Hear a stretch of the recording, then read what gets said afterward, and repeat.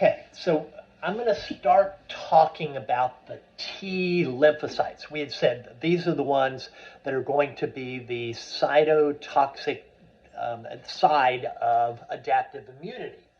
And we have a number of different kinds of T lymphocytes. So again, we're subdividing our already subdivided lymphocytes, and we have the ones that are going to do the killing. We had said in the cytotoxic immune response, we have cells that will go and get in the vicinity of a pathogen and release chemicals to kill it. And the cells that are actually going to do that are going to be the ones that are designated as cytotoxic T cells. The technical name for them is a CD8, and you hear that occasionally, and so I've included it, but I will just be referring to them as cytotoxic T cells. And as I said, they're the ones that are going to go out and do the actual killing of the pathogen. We have this other cell. It's called a helper T cell, and it's designated as a CD4 T cell. And you may have heard of CD4 somewhere in the back of your mind.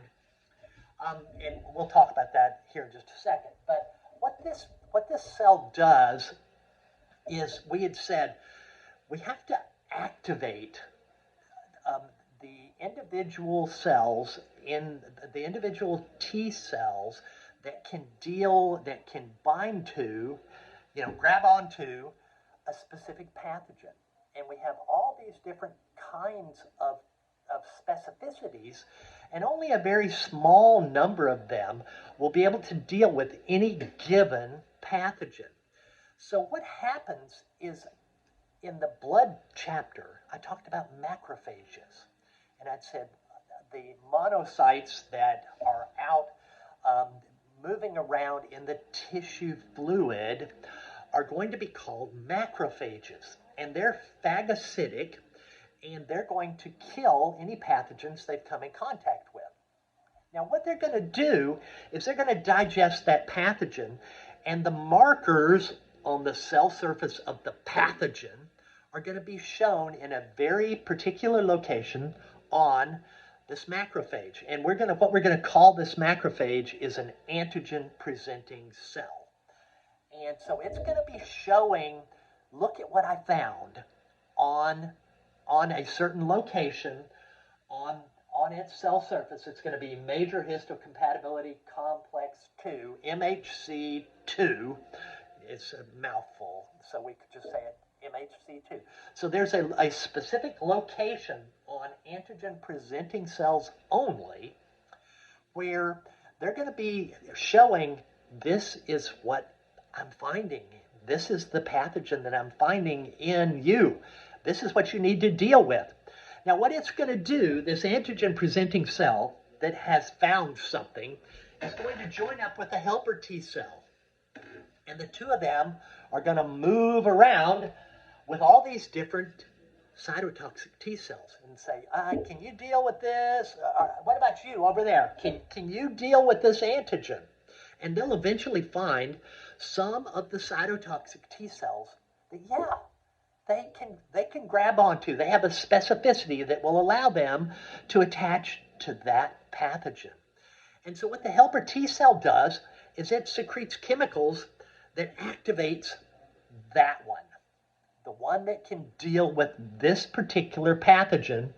Or, there are a lot of these. They'll find a whole bunch of different ones that can.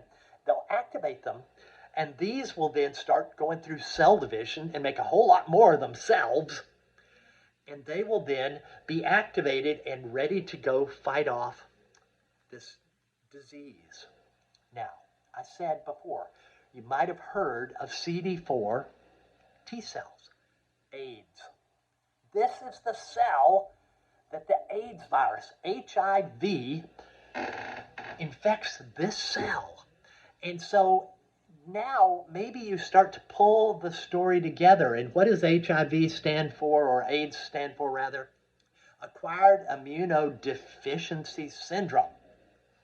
And so if you don't have helper T cells that go out there with the antigen presenting cell and find cytotoxic T cells and activate them.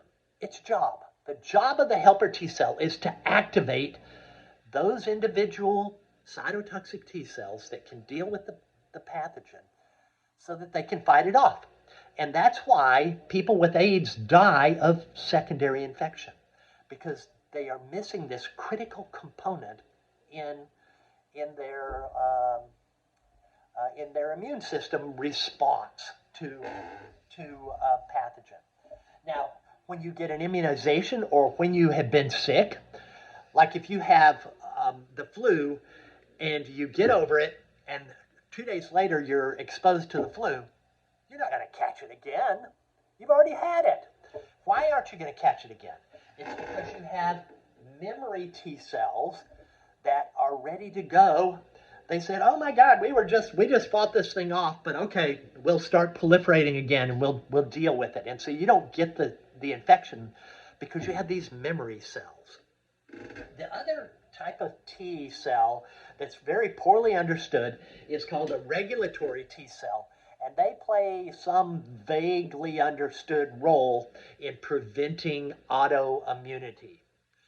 Now, there's only one other point on the board here. I had mentioned this major histocompatibility complex number 2 that is found only on antigen-presenting cells, the cells that are going to work with the helper T cells.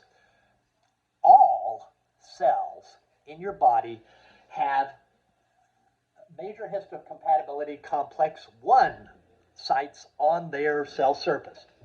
And what they do is they show what kind of protein synthesis is going on. And I mentioned earlier on something about a natural killer cell that goes around and finds cells that don't belong or that are messed up. And so if you get a cancer, you start making the wrong kind of proteins.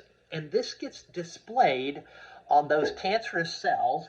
We said all cells have MHC1. And these natural killer cells say, wait a minute, this isn't right. This isn't something you're supposed to be making. I'm going to kill you. And that's how you prevent cancer and some viral infections, through showing what's going on inside of all cells. So we have major histocompatibility complex 1. It just shows what's going on in all cells. Then we have this other similar site that's only found in antigen-presenting cells that's called major histocompatibility complex 2. Okay, this is a long video, so I'm going to stop.